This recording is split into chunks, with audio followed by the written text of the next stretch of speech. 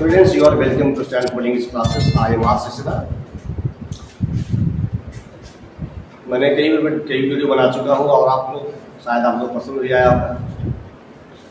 मेरे प्रयास यही है कि बेसिक इंग्लिश ग्रामर सभी विद्यार्थियों को समझ में पूरी तरह से आ जाए,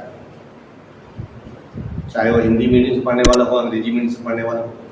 यानी सभी विद्यार्थियों के लिए अंग्रेजी बहुत जरूरी है। इसीलिए मैंने ये सिलेक्शन किया है। इसलिए मैंने सोचा है कि बेसिक इंग्लिश ग्रामर सही बच्चों तक पहुंच जाए। तो मेरा प्रयास है और अगर आप लोग के माध्यम से मैं बता रहा हूँ कि अगर आप लोग इंटरेस्टेड अंग्रेजी सीखने के रहेंगे तो जरूर आप वीडियो देखेंगे। चलिए मैं आज एक चैप्टर स्टार्ट करने जा रहा हूँ। वर्ब। वर्ब एक भली भांति जानी पहचाना चैप्टर। ये भी है जो पार्ट्स ऑफ स्पीच का ही ये करते हैं। यह इतना इंपॉर्टेंट है कि इसके बिना सेंटेंस का निर्माण ही नहीं कर सकते हैं। जब भी आप सेंटेंस बनाने के बारे में सोचेंगे तो इसके बारे में जरूर सोचना पड़ेगा, क्योंकि जहाँ वर्ब है वही सेंटेंस है, जहाँ सेंटेंस है तो वहाँ वर्ब जरूर रहेगा। बिना वर्ब के सेंटेंस बनाना बिल्कुल अकल्पनीय है। इसलिए मैं आज इस पर विशेष फोकस करके बताना चाह रहा हूं कि वर्ब। देखिए, वर्ब डिफिनेशन के अनुसार से verb is an action word showing activity with time. एक और एग्जांपल दिया है कि verb is a doing word. एक कॉमनली सभी बुक्स में भी रहता भी है, आप लोग शायद पढ़े भी होंगे, जानते भी होंगे, लेकिन है जिसको समझना है।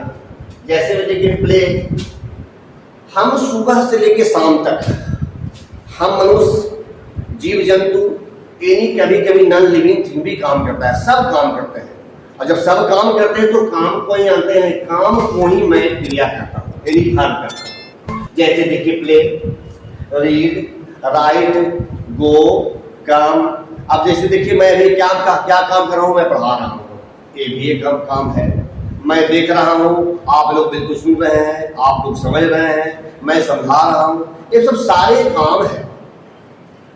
अब इसको जरूरत के अनुसार से इसको दो भागों बांटा गया है। इसीलिए कहते हैं कि it has two kinds. Verb has two kinds. कौन कौन?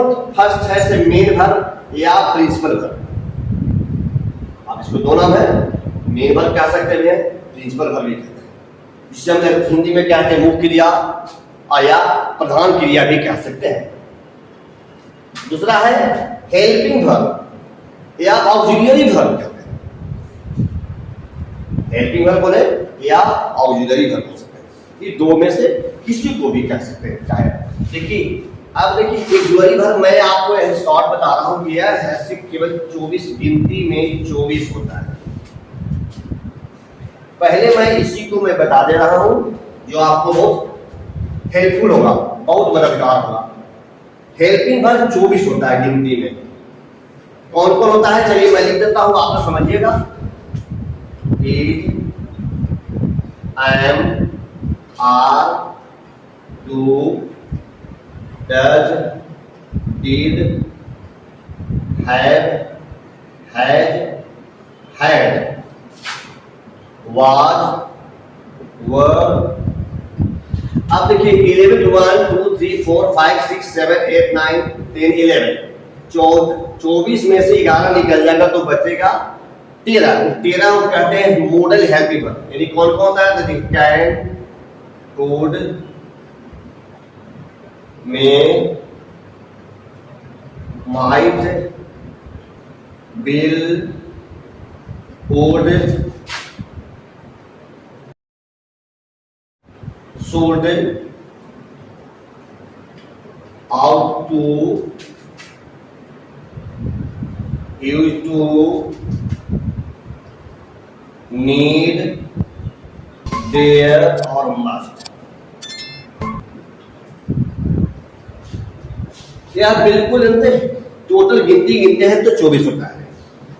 जिसको मैंने बताया कि 11 को 11 जो है यह 11 यह बिल्कुल हेल्पिंग वर्ब का भी काम करता है और मेन वर्ब का भी काम करता है।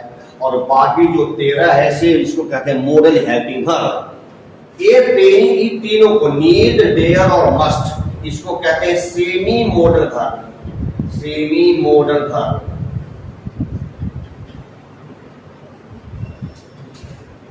तो स्टूडेंट्स आप देखें उनके हेल्पिंग वर्ब कितना 24 होता है, और 24 हेल्पिंग वर्ब से मैंने बताया कि 11 को मैं हेल्पिंग वर्ब भी कहता हूं, मेन वर्ब भी कहता हूं, और इसको ये 13 है ये मॉडल हेल्पिंग वर्ब। तो चलिए मैं इसको आगे डिटेल में मैं बताऊंगा अगले वीडियो में। धन्यवाद। शायद आपको वीडियो पसंद आया होगा तो कमेंट कीजिएगा। धन्यवाद।